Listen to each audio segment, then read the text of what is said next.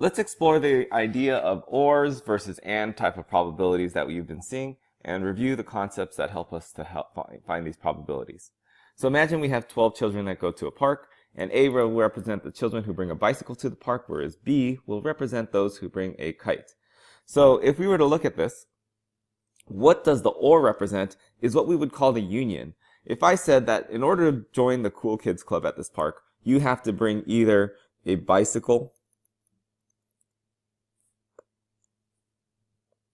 or a kite. Well, who are the children that are able to join? It would be anyone in either one of these circles. So you can see the entire, both circles are highlighted because if they're over on the left side, then those people have a bicycle. If you're on the right side, those people have a kite. And if you're in the middle, well, those people have both. So all of those students or all those children are able to join this club. So total, how many children are there? Well, we have 8 plus 3 plus 5 is 16 children have either a bicycle or a kite, or both. So it's okay to have both.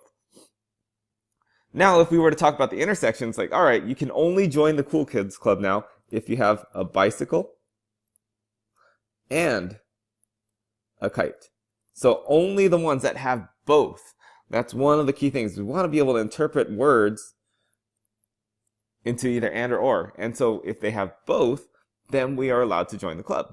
Well, these 8, again, had a bicycle, but they don't have a kite. And these here don't have a bicycle. But only the 3 in the center have all 3, or have both the kite and the bicycle. And so what we can do is say, okay, those with a bicycle and kite, how many are there? There are 3 children that can join this club. So now let's take a look at it in terms of the probability. If we wanted to find what's the probability of a bicycle or a kite, well, that would be A or B. Well, we are just seeing how many children are in these circles, right? How many are in either one of these circles, the entire thing, out of all the ones that are possible. So we want someone in the circle. So we call this a union again because it just really puts together 2 groups and makes them one big happy group, one big union. And so there are, as we can see, 16 children in that group out of the 20 children possible. And if we wanted to, we can turn that into a decimal. Same thing, if I wanted the probability of A and B, that they brought both a kite and a bicycle, well, they saw that there were 3 in that overlap out of the 20 children possible. So just thinking about it in terms of circles, or who's in the groups and who's not in the groups, or who has both, those are going to be the methods, is one strategy that we can use whenever we're attacking these OR versus AND problems. The other method we can use are the formulas that you've learned. And those formulas are the addition rule or the multiplication rule. So which one goes with which? Well, you'll see that the addition rule kind of makes sense to go with the ORs.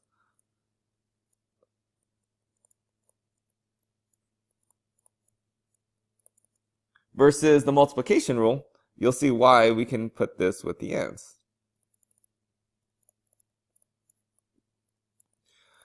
So if you call the addition rule, if I wanted to find the probability of A or B, this would just be given as the probability of A plus the probability of B minus the probability of A intersects B, or A and B. So if we have 2 groups that we're putting all together in one big group, it makes sense that we're going to use addition. If I wanted to take the group of children in one club that have a bicycle and the other one that has a kite, and I said, hey, let's make one big club. Well, how many new club members do we have? We can just combine them together and be like, hey, those in the first club plus those in the second club now make one big club. So let's see how that works out. So one thing to kind of notice is in the A group, we have 11 children that have a bicycle. In the B group, there are 8 children in that circle. So 5 on the side and then 3 in the middle here. But they're all inside the B group. So if we wanted to make one big group using the addition rule, well, we can take the first one, which there are 11 out of the 20 in group A. And then we see the second one, there's 8 out of 20 that are in group B that have a kite. And then we can put them together by adding and say, all right, now we put them together. And it looks like if I add these, we have 19 children altogether that are either bringing a kite or a bicycle. But wait a minute. We know that there's supposed to only be 16 in these groups. Why do we have too many? Why is 19 not the same thing as 16? Well, you may recognize that, oh, that's because these three, we counted them twice. They were in the first group that was added, and then they were in the second group that's added. Well, we don't actually double the number of children in that group. What we're going to do is, let's only count them once. So if they're in there twice, we need to get rid of one of their duplicates. So all we do is we subtract them out. There were 3 that were counted twice. So let's take it out once, and now they're only counted once. And what do we get? Is this is going to be 19 minus 3 is again the 16. So the addition rule, again, should make sense intuitively on why we are adding is because we're combining two groups, and addition combines things together.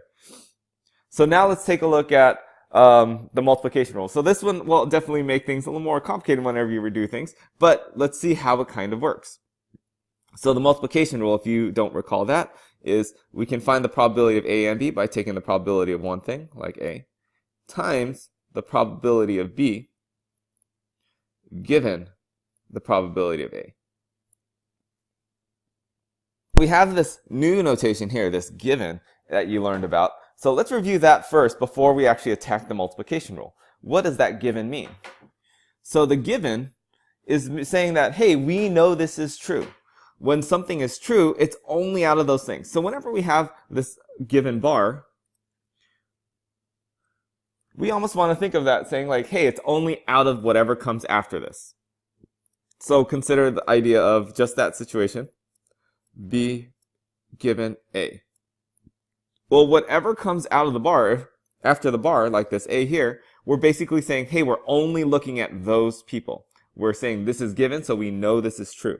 So if we were to write this as a probability, whatever comes after the bar goes in the denominator. So why does it go in the denominator? Is because it's out of those people. So what we want out of what's possible. And we know that since we're looking only at A, it's only out of these children here. So we know the person, in this case, if we're looking at given A, we know the child has a bicycle. Everyone else, we can ignore. So all the people out here, this we're going to ignore, these 4. They don't exist anymore in our world because we know we're only looking at the 11 children that's inside. So if we're looking at probability B given A, we're only looking at those 11 children. And now we want to find, out of those 11 children, what's the probability of B? What's the probability that they have a kite?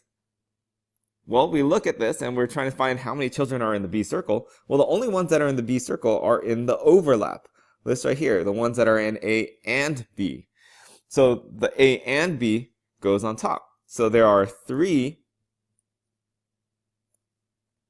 children that are in B, but those are the ones that are A and B. A intersect B.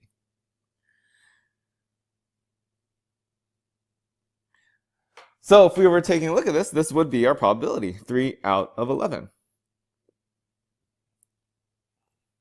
So now let's take a look at this multiplication rule now that we understand what this situation means, what this B given A means.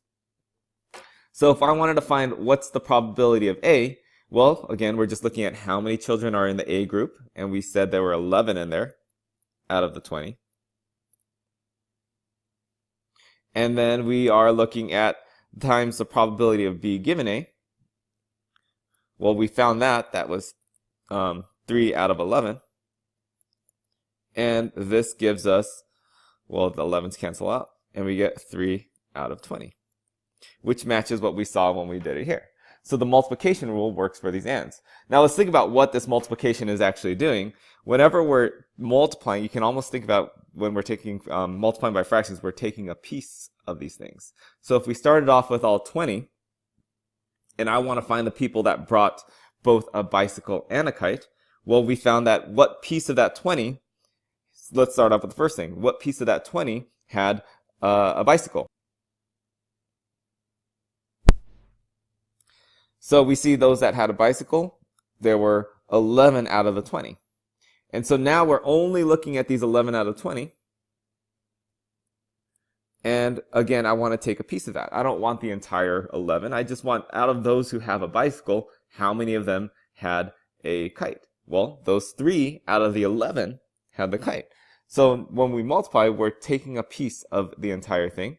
And so we take a piece, and then from that piece, we took another piece. And we see now it's out of that, we have 3 out of 20 children that have both a bike and a kite. These are just strategies that we're using to look at these problems. So what are those strategies? 1, we can use the Venn diagram strategy. Or 2, we can use the probability formula strategies, these addition rules or the multiplication rules. Which one goes with which? You know, the addition rule goes with the ors. The multiplication rule goes with the ands. And of course, we also have that the addition rule is because we're adding together all the sections of the circle. The multiplication rule is because we're taking only a piece of both circles.